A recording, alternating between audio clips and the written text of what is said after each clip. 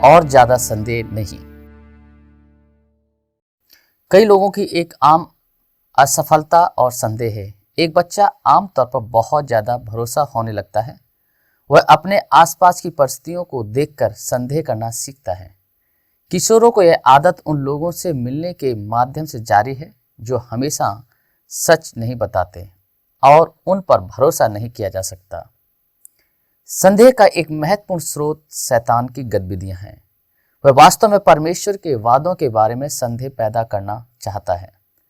परमेश्वर उसकी वास्तविकता के बारे में इस बुरे प्रभाव का सामना कैसे करता है, वह हमें उन लोगों के बारे में कहानियों के निमित्त अपनी सच्चाई देता है जिन्होंने उसकी शंकाओं को दूर किया। इस पाठ में हमने सीखा कि शिष्यों के दिलों में विश्वास के साथ संदेह को बदलने के लिए यीशु के लिए कितना महत्वपूर्ण है। यीशु ने पहली बार मरियम को रविवार की सुबह कब्र के पास पुनरुत्थान के लिए जल्दी प्रकट किया। बाद में दिन के वह दो शिष्यों के साथ इमाम सड़क से मिले। दो शिष्य अभी भी दूसरों के साथ सड़क पर यीशु से मिलने के बारे में बात कर रहे थे। उन्होंने उन दोनों को बताया था कि यीशु ने शमौन को भी दर्शन दिया। वे एक घर में अंदर बैठकर बात कर रहे थे जिसमें यहूदी नेताओं के डर से दरवाजे बंद थे। अचानक यीशु खुद उन सब के बीच खड़े हो गए और उनसे कहा, शांति तुम्हारे साथ है। उनका पुनर्जीवित शरीर एक अलग था, एक नया महिमामय शरीर जो दरवाजे का उपयोग किए बिना कमरे में प्रवेश किया। वे एक भूत को देखकर चौंक गए और डर गए। उसने उनसे कहा, तुम क्यों परेशान हो और तुम्हारे मन में संदेह क्यों उठ रहा है? मेरे हाथ और मेरे पैरों को देखो, यह मैं स्वयं हूं। मुझे छुओ और देखो। भूत में मांस और हड्डियां नहीं होती, जैसा कि आप देखते हैं कि मेरे पास है। जब उसने यह कहा तो उसने उन्हें अपने हाथ और पैर दिखाए, और जब वे अभी भी खुशी और विस्मय के कारण इस पर विश्वास नहीं करते थे, उन्होंने उनसे पूछा, क्या आपके पास खाने के लिए यहाँ कुछ है? उन्होंने उसे उबला हुआ मछली का एक टुकड़ा दिया और उन्होंने इसे लिया और उसकी उपस्थिति में खाया। यूहन्ना किताब 24 अध्याय उसका 36 से 43 प्रकार से हम पढ़ते हैं। यहूदियों को भूतों का बड़ा डर था। उनका मानना था कि इन प्राणियों के शरीर नहीं होते। इसी विश्वास ने उनके भय का कारण बना। जब यीशु गलील के सागर पार पर चल रहे थे, यीशु अपने पुनरुत्थान के बारे में किसी भी संदेह का दूर करने के लिए आया था। उसने उन्हें अपने हाथों और पैरों में नाखूनों के निशान दिखाए। फिर उन्होंने उनकी मौजूदगी में खाना भी खाया। केवल एक भौतिक शारीरिक ही एक ऐसा कर सकता है। इसीलिए हम समझ सकते हैं कि हमारे गौरवशाली निकायों में हम अभी भी भोजन का आनंद लेंगे। यीशु ने उनसे कहा, यह वही है जो मैंने तुमसे कहा था जब मैं तुम्हारे साथ था। यह सब कुछ पूरा होना चाहिए जो कि मूसा के कानून के नबी और अन्य स्रोतों के माध्यम से लिखा गया है। दिन को इन 3 श्रेणियों का उपयोग करके परिभाषित किया गया था। यीशु का अर्थ है कि परमेश्वर के सभी रहस्यों जो उसके बारे में बताते हैं। फिर उसने अपने दिमाग से बातचीत की ताकि वे पवित्र शास्त्र को समझ सकें।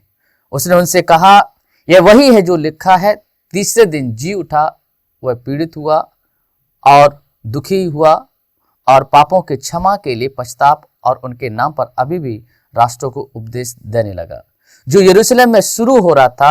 आप इन चीजों के गवाह हैं। मैं तुम्हें वही भेजने जा रहा हूं जो मेरे पिता ने वादा किया था। लेकिन शहर में तब तक रहें जब तक कि आप उस उच्च शक्ति के साथ कपड़े ना पहन लें। यीशु यहां हमें सुसमाचार संदेश के मूल बातें बताता है। मसीहा को अस्वीकार कर दिया जाएगा, मारा जाएगा, मृत्यु में से एक दिन जी उठेगा।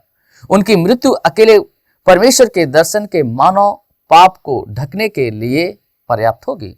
जो लोग यह मानते हैं कि यह संदेश ईश्वर की सामर्थ्य के साथ दुनिया के सभी लोगों के लिए यरूशलेम से शुरू होगा। यूहन्ना प्रेरित याद करता है कि उस समय यीशु ने फिर कहा, शांति तुम्हारे साथ हो। जैसा कि पिता ने मुझे भेजा है, मैं आपको भेज रहा हूं। और इसके साथ ही उन्होंने उन पर सांस ली और कहा, पवित्र आत्मा प्राप्त करो।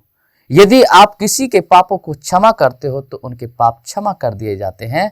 अगर आप उन्हें माफ नहीं करते तो उन्हें माफ नहीं किया जा सकता है। जब यीशु उन्होंने पवित्र आत्मा प्राप्त करने के लिए कहा और उन्होंने उन पर सांस ली, तो चेलों का जन्म पवित्र आत्मा के नए जन्म के अनुसार हुआ था। वे फिर से पैदा नए जन्म के आधार हुए, परमेश्वर की आत्मा के द्वारा से पैदा हुए। सभी विश्वासी आज इसी बात का अनुभव करते हैं जब वे यीशु पर विश्वास करते हैं। यह तब तक नहीं हो सकता जब तक कि यीशु ने पाप पर विजय प्राप्त नहीं कर ली और मृतकों से उठ चुके थे। एक और अनुभव चेले की प्रतीक्षा में था, जो आत्मा से भरे थे, बपतिस्मा लिए हुए थे। यह उन्हें शक्ति देने के यीशु के वादे का पूरा होगा।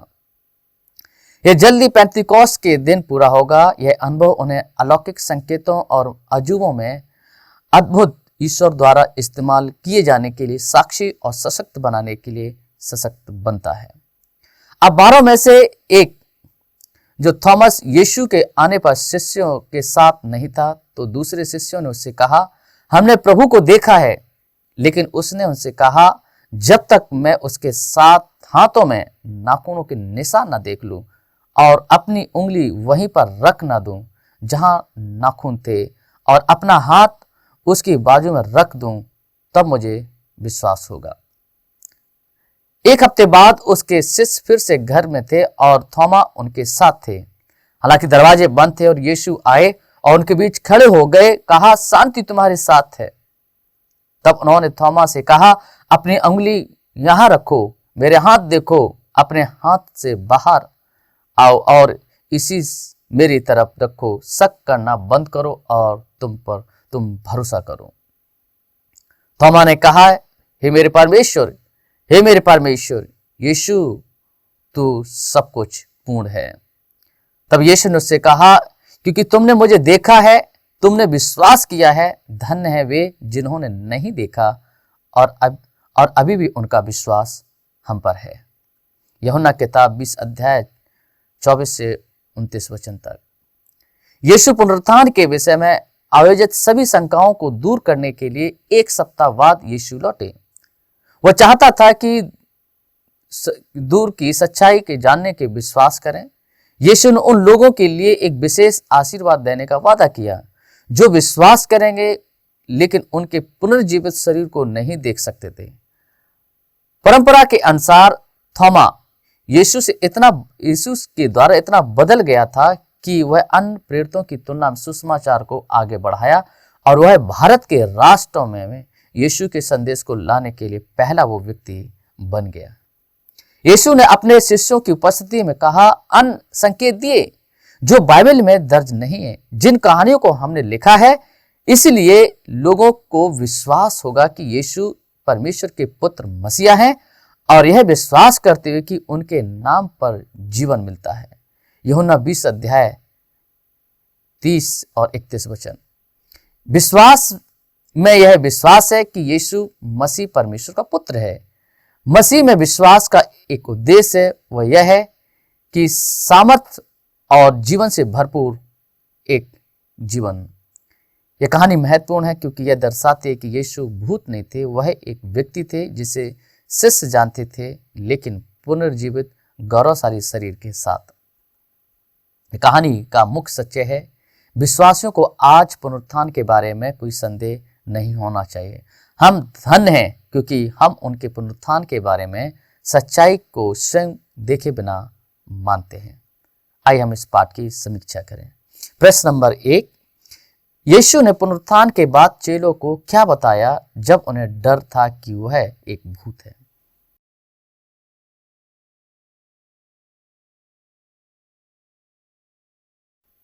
यदि आपने कहा कि यीशु ने उनसे कहा, मुझे छूकर देखो कि एक भूत के पास मांस और हड्डी नहीं होती, जैसा कि आप देखते हैं कि मेरे पास है, तो आप सही हैं।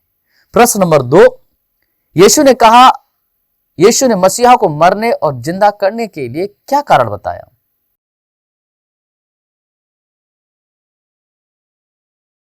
यदि आपने उत्तर दिया कि यीशु ने कहा वह सब कुछ पूरा होना चाहिए जो मेरे बारे में मूसा के कानून के नबियों और स्रोतों में द्वारा लिखा गया, तो आप सही हैं।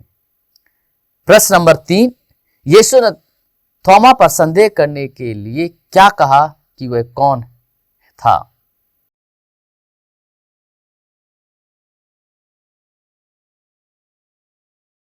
अगर आपने कहा कि यीशु ने थोमा से कहा अपनी अंगुली यहां पर रखो और मेरे हाथ को देखो, अपने हाथ से बाहर आओ और इस मेरी तरफ संदेह ना करो, संदेह करना बंद करें और विश्वास करें, तो आप सही हैं। इस पाठ के लिए आपका काम यह है कि आप इसे स्मरण करें और बता सकें। जब आप इसे किसी से पूछते हैं तो उनसे यह प्रश्न पूछें, इस कहानी को सुनने के बाद क्या आपको यीशु के पुनरुत्थान की सच्चाई के बारे में कोई संदेह है? यदि वे ऐसा करते हैं तो उनसे प्रार्थना करने के लिए उन्हें परमेश्वर का वचन और पवित्र आत्मा उन्हें सिखाएं के बारे में बताएं। सच्चाई यह है, यदि उन्हें कोई संदेह नहीं है तो सुझाव दें कि आप किसी और को खोजते हुए वे एक साथ जाएं जिससे इस कहानी को सुनने की आवश्यकता है।